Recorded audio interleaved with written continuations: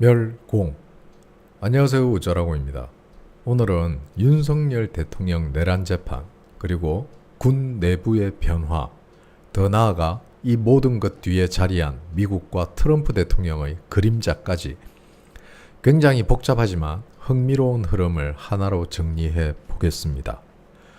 윤석열 대통령 내란 재판, 처음부터 저는 공소기각 당할 거라고 수차례 말씀을 드렸었습니다. 요즘 법조계에서는 공소기각 가능성이 심심찮게 거론됐습니다. 왜냐? 단순히 증거가 부족해서가 아닙니다. 핵심은 절차입니다. 그동안 꽁꽁 숨어있던 대법원 판례가 갑자기 나타났습니다. 대법원 판례를 보면 수사권이 없는 기관이 수사한 사건은 그 자체로 무효다. 무효 수사에 기초한 기소는 공소기각이 정답이라는 판례를 찾은 겁니다. 이 판례는 윤석열 대통령의 재판에 한 줄기 빛과 같이 아주 소중한 증거가 될 겁니다. 윤 대통령 사건은 고위공직자범죄수사처, 즉 공수처가 내란죄를 수사한 게 문제의 본질입니다. 공수처법 어디를 봐도 내란죄는 수사 대상이 아닙니다. 그런데도 공수처가 꼼수로 사건을 가져와 수사하고 기소했다. 그 자체로 절차적 하자, 아니 그 이상 불법 수사로 규정할 수 있습니다. 따라서 윤 대통령 사건은 대법원 판례에 딱 맞아떨어지는 구조죠. 결론은 간단합니다. 공소기각 가능성이 매우 높다. 문제는 증거입니다. 특검이 내놓은 증거는 대부분 전언 수준입니다. 누가 그러더라? 어디서 들었다더라? 그 말을 들은 사람이 나에게 전해줬다더라? 이게 증거입니까? 형사소송법상 전형적인 hearsay, 전해 들은 말에 불과하죠. 더 심각한 건 이번 사건의 초반에 쏟아졌던 언론 보도들입니다. 계엄 당시 신문과 방송에서 대대적으로 퍼뜨린 내용의 상당수가 나중에 거짓으로 판명났습니다. 실제로 확인해보면 약 70%는 가짜뉴스, 근거 없는 카드라성 보도였고 나머지 30% 역시 소위 카드라 정인들의 전언에 기대고 있었을 뿐입니다.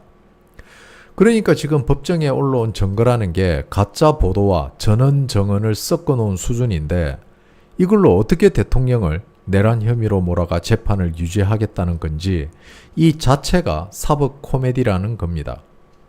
그런데도 특검은 무려 130명의 정인을 신청했습니다. 왜일까요? 답은 뻔합니다. 공소를 유지할 만한 증거가 없으니까 재판을 최대한 지연시키려는 시간 끌기 작전이죠.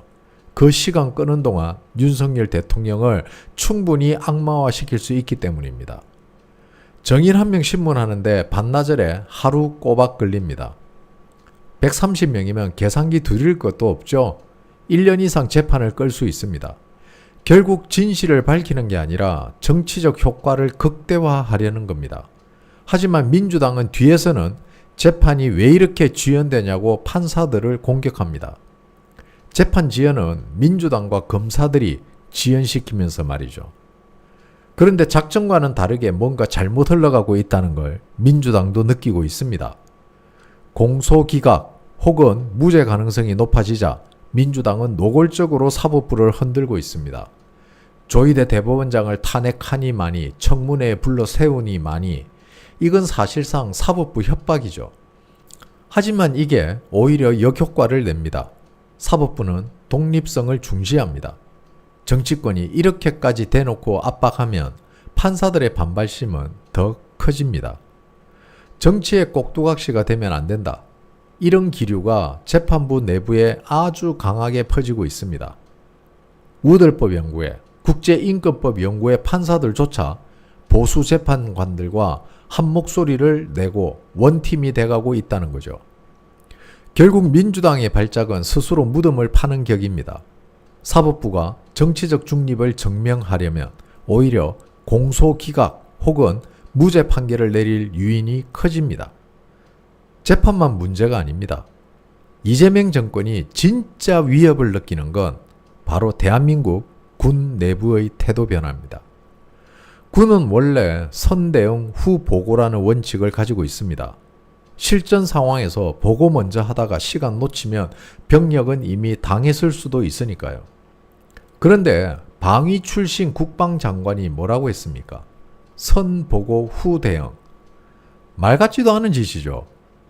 며칠 전 실제로 북한 상선이 NNL을 넘어왔을 때 부대는 지시를 무시하고 기관총과 함포 위협 사격을 먼저 하고 나중에 보고했습니다.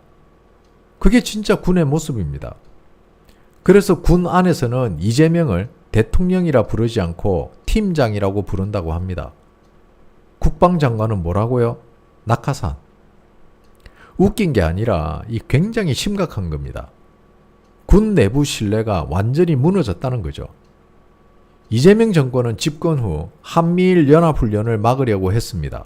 하지만 합참은 훈련을 그대로 진행했습니다. 왜? 훈련은 이미 한미연합사령부 매뉴얼에 박혀 있기 때문입니다. 결과는 어땠을까요? 한미일 연합훈련을 하고 나서 그 후 지휘관 7명이 강제 전역을 당했습니다. 정권은 자신들의 건의에 도전했다고 본 겁니다. 하지만 군 내부는 오히려 더 반발했습니다. 이후로 군은 정권 눈치를 안 보고 매뉴얼대로만 움직이는 모드로 전환했습니다. 여기서 중요한 포인트가 하나 있습니다. 합참이 매뉴얼대로 움직인다는 건 곧 한미연합사령부, 즉 미군의 지침을 따른다는 얘기입니다.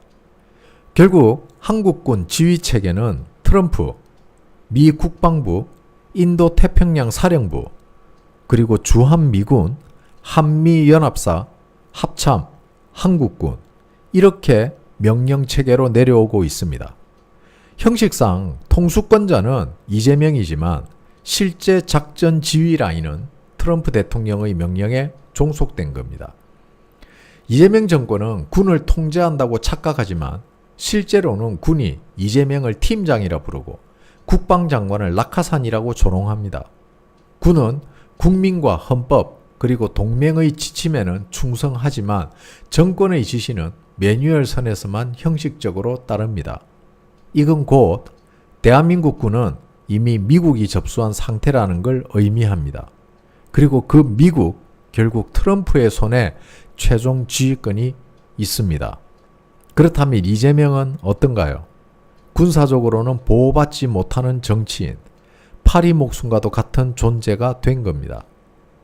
오늘 내용 정리해보면 윤석열 대통령 사건은 공소기각 가능성이 점점 커지고 있고 민주당은 발작하며 사법부를 압박하다가 오히려 역풍을 맞고 있으며 군은 이미 이재명을 대통령이 아닌 팀장이라 부르며 실제 지휘권은 미군 그리고 트럼프 대통령의 손아귀에 들어가 있다는 점.